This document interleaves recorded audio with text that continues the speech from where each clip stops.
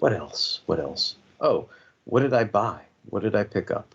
Okay, as far as like stuff I got, like the first thing I saw where I like stopped and was like, I should probably buy this. One of the guys had a page from Titans Hunt, and that was something like that I kind of want you guys to read eventually. But it's one I would say it's one of my favorite like Titans stories, right? And I saw it, and it was like it was Nightwing, and he was either beating on or getting beat up by the wildebeests, and I'm like that's almost like in Titans Hunt, like that's almost it's like the page after Wolverine popping up out of the sewer in the dark, like that's what that's like to me. And I was just like, ooh, this is like, I don't normally see these, this is pretty cool. I mean, I didn't immediately buy it because it was like I had only walked through like half of the show floor by that point, and I kept thinking to myself like, oh well, maybe I'll see something. But I was like, oh, maybe there's some banger of a page where I just, unload everything and be super happy that I got whatever it was, right? But I never saw that.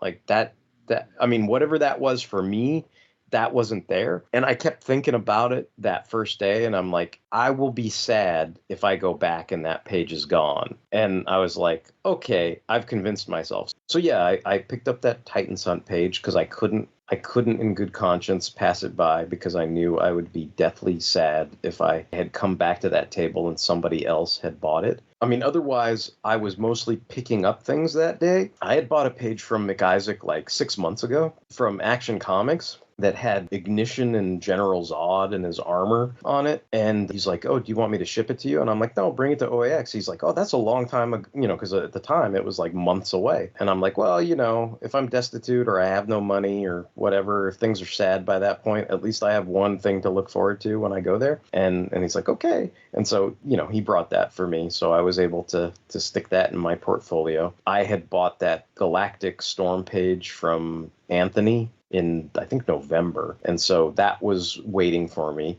Again, Galactic Storm page. I've never had a Galactic Storm page, so super happy about that. You can rag on me because it's, even though there are no bomber jackets on the page, it's definitely bomber jacket era. Yeah. For sure. It's got the Supreme Intelligence and Deathbird on it, so that's super cool. I know Shag likes that era too. Did you like rip it in his face too? Yeah, good. Yeah. I mean, they I think he saw it. I mean, I posted that same group shot of all the stuff I had picked up or whatever. I mean, like me, I would be excited to get other pages, like especially if I could find like something from Greg Capullo's Quasar or Jeff Johnson's Wonder Man that I really liked from Galactic Storm. I would still go for it. So this isn't necessarily like a one and done, and I never have to worry about it again. But if it never comes up ever again, at least I can say, at least I have one page from Galactic Storm, and I really like that story, right? So that's kind of what that was for. Later that night was the auction. I didn't even bring my paddle downstairs.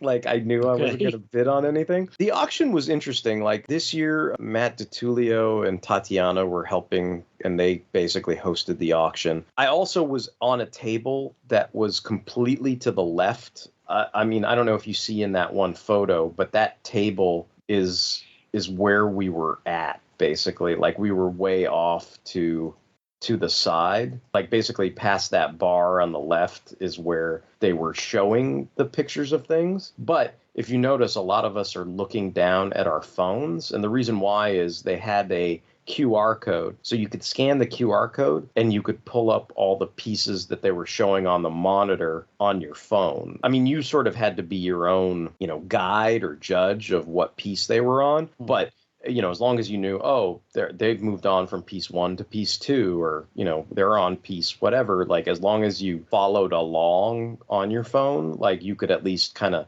take in whatever the auction piece was. So I thought that was technologically, like, I just thought it was like a smart thing to do that made people feel engaged. If maybe you weren't like right up front, you couldn't see the monitor or whatever it was. Like, I thought that was a cool way to do it. I mean, if I had any suggestions, like, I don't know how deep they could get into the weeds with this, but it's like, if you treated it like a heritage auction where like you could have a little description of what it is and who the artist is, like just a little extra on each slide, like that you were able to view on your QR code, thinking more of like somebody impulsively doing it than somebody who had scoped out the auction way ahead of time, right? At the auction later, a guy who is a big time Legion of Superheroes collector, Miki, had reached out to me last year and was like, he was the guy who sold me that Aquaman page with Maxima on it, the Calafiore. And he had reached out to me last year and went, oh, hey, I have this page. Are you interested in getting it? And I bought it from him. And then I picked it up from him at the show. So like a day before the show, he's like, oh, hey, I have this Extreme Justice page. Do you want me to bring it? And I said, sure. And then I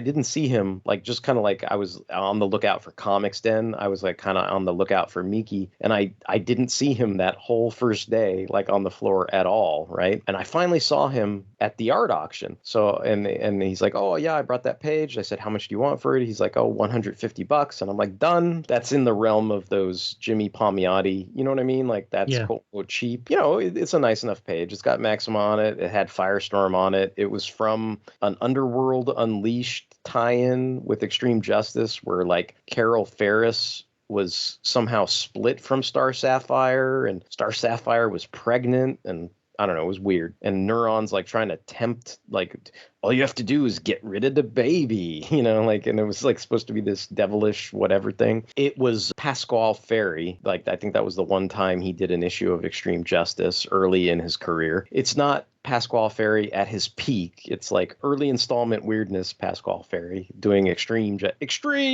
justice 90s stuff. But, you know, I was like, oh, it's cool. It fits my, you know, my little collecting niche. And it's not, you know, it's not a 45K page, right? It's not like he was asking 45K for it. So I was like, sure. So those were the two pages I bought. And, you know, one technically not even on the show floor, right? Like I bought it at the auction, outside of the auction, like just a side deal between two collectors or whatever. The other thing that I had scoped out, I think my buddy Daryl asked me this. He's like, oh, like, what are you looking to get this year? Like, what do you have your eyes out for or whatever? And I kind of said, what I really would want is, you know, a Byrne Superman page and a Jose Luis Garcia Lopez page. It didn't have to be Superman, but that would be nice. So I did not get any Jose Luis Garcia Lopez pages, even though I was kind of hoping, you know how I and again, maybe I'm Derek Oji-san, but did I tell you, like, I had this kind of thing this year where I was thinking more quality over quantity and maybe trying to get less pieces this year, not just buy a bunch. So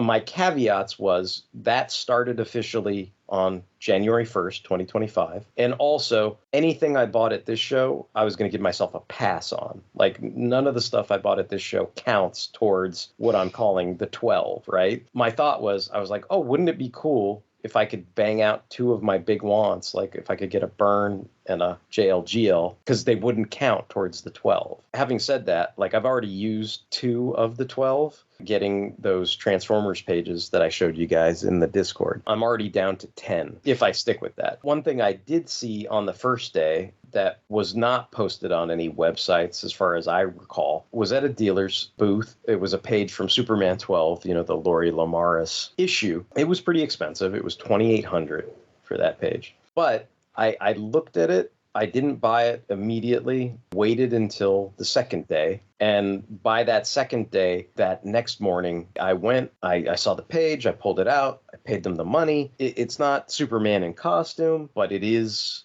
I mean, strictly speaking, it's one of my top 10 favorite Superman stories. I wrote about it a long ass time ago, right? And it does technically cross that off the list. One of my buddies, Ian, he gave me a color guide that had Maxima on it from Justice League Incarnations. So that was that miniseries where they basically like followed the different incarnations of the Justice League over like 8 issues. And I think it was like the issue like right before they started actually dealing with the Grant Morrison JLA, which is how that series, you know, that was the finale of that series. Like, this is the current JLA that's super boss and badass, and why you even have this limited series in the first place. But on the 7th issue, I think the first half of it was like the Bwahaha League, and the second half of it was Extreme Justice, basically, which had Maxima in it. So he got me that color guide, which I thought was really nice. I guess I did get gifted, technically, like, I guess I won it. Like, I won like an Art Adams sketch card because I basically answered all these Slido questions right on comic stuff on one of the shows one night. And James Siegel, the guy who hosted that show, like he was like, "Oh, do you want me to ship it to you?" And I was like, no, just bring it to OAX. Like, don't stress about shipping it to me or whatever. So he had that for me. So that currently, that's the only Arthur Adams I own.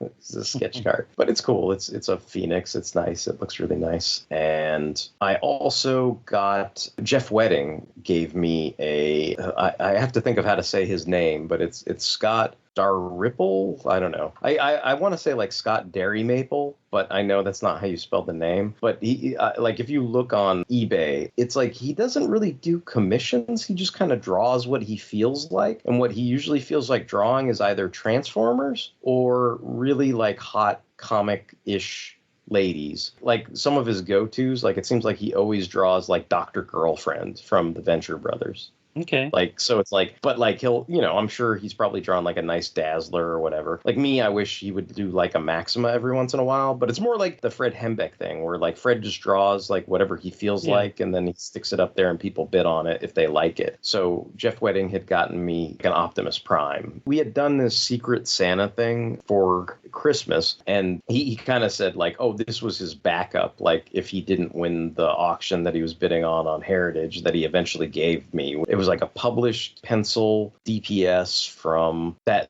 like basically pre the IDW 2.0 Lost Light run. It was of Ultra Magnus going after, I think, like Swindle or somebody like that. And so it was super cool gift. But he kind of was like, oh, this was going to be like my backup if I didn't manage to win that auction. And so he pulled that out at one of the times we were eating at Miller's. And then I think I basically gave him like a Anthro Fred Hembeck sketch card, which is something I sort of had in my back pocket for his Hembeck collection. I guess I received a portrait from one of my buddies called Dan. He's the guy that hates Bumblebee and Cyclops. So, I mean, at least you guys would get along with the Cyclops hate or whatever.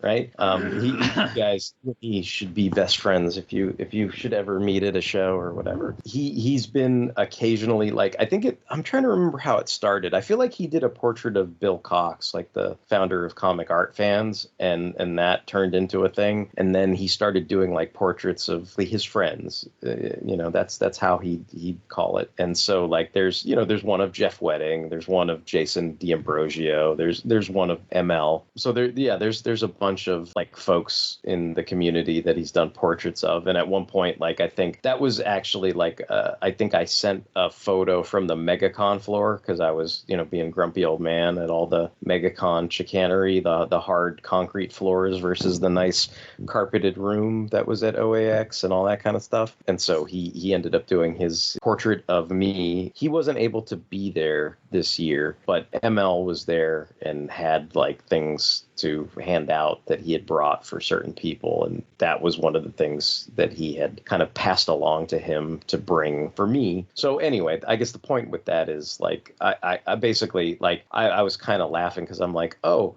I was gifted more art on day one than I bought. Do you know what I mean? So I was like, that's super nice feeling, right? Like I didn't really expect that. And that was really nice.